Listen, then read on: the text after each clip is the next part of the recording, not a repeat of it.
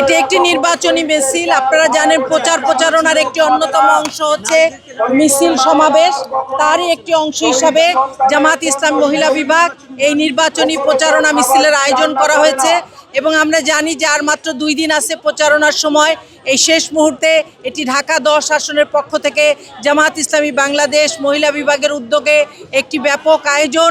আমরা জানান দিতে চাই যে নারীদের বিরুদ্ধে যে মিথ্যা প্রচারণা করা হয়ে থাকে যে জামাত ইসলাম তার নারীদেরকে ঘরে আটকিয়ে রাখবে, জামাত ইসলাম কর্মক্ষেত্রে তার নারীদের আসতে দিবে না, জোর করে তাদেরকে পর্দা করতে বাধ্য করবে, এই সকল ন্যারেটিভের বিরুদ্ধে জামাত ইসলামী বাংলাদেশ মহিলা বিভাগের উদ্যোগে নির্বাচনী প্রচারণার মাধ্যমে জনগণকে আশ্বস্ত করতে চাই যে জামাত ইসলাম জনগণের মানুষ নিয়ে কাজ করে, জনগণের প্রত্যাশা আশা আকাঙ্ক্ষা নিয়েই তারা ইনশাল্লাহ আগামীতে যদি বিজয়ী হতে পারে তা আপনাদের সমর্থনে, জনগণের সমর্থনে ইনশাল্লাহ তাদেরকে নিয়েই, তাদের কথা অনুযায়ী, তাদের ইচ্ছা এবং সমর্থন, তাদের রায় অনুযায়ী সকল কাজ সমর্থন সক্ষম করবে ইনশাল্লাহ, কার্যকরী করবে ইনশাল্লাহ।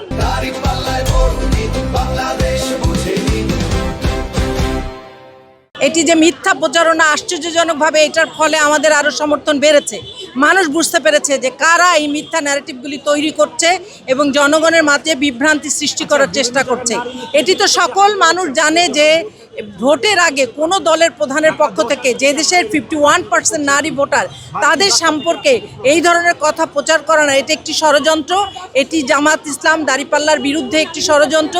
সেই ষড়যন্ত্রকে রুখে দেওয়ার জন্য, সেই ষড়যন্ত্রকে মিথ্যা প্রমাণ করার জন্য, জামাত ইসলামের যে নারীদের অবস্থান সেটিকে জানান দেওয়ার জন্যই আমাদের এই আয়োজন। আমি ডক্টর ফেরদৌসারা খানম, সম্মিলিত নারী প্রয়াসের সেক্রেটারি এবং এই ঢাকা 10 আসনের যিনি প্রার্থী অ্যাডভোকেট জসিমউদ্দিন সরকার, ওনার সহধর্মিণী, এই 10 আসনের নির্বাচন পরিচালনার মহিলা বিভাগের পক্ষ থেকে দায়িত্বে আছি।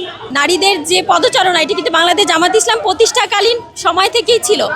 বাংলাদেশ জামাত ইসলামের যে নারী উইংস এটি কিন্তু একদম প্রতিষ্ঠাকালীন থেকেই কাজ করে আসছে। যদিও বিগত ফ্যাসিস্ট সময়ে নানান ধরনের নির্যাতন অত্যাচারের কারণে আমরা রাজনৈতিক ময়দানে যে মিছিল মিটিং এগুলোতে নারীরা অংশগ্রহণ করতে পারেনি, কিন্তু এখন সারা দেশে নারীদের উপরে যে নির্যাতন হচ্ছে তার পরিপ্রেক্ষিতে এখন আমাদের সময় হয়েছে মাঠে নেমে এটার প্রতিবাদ করা। এজন্যই আপনারা এখন বর্তমানে বাংলাদেশ জামাত ইসলামকে মাঠে সরব দেখতে পাচ্ছেন না। এটি দাঁড়িপাল্লার যে গণজোয়ার আসলে সারা বাংলাদেশে বিরোধী দল দেখছে, তার বিপক্ষে একটা প্রোপাগান্ডা সৃষ্টির জন্য এই ধরনের কথাগুলো তারা বলছে।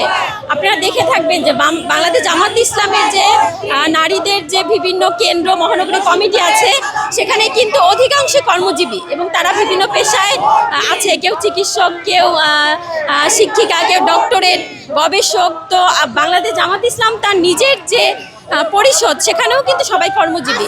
তো নারীরা বাহিরে বের হতে পারবে না বা কর্মসংস্থানে অংশগ্রহণ করবে না, এটি আসলে সম্পূর্ণ একটা প্রোপাগান্ডা এবং ভুল ধারণা।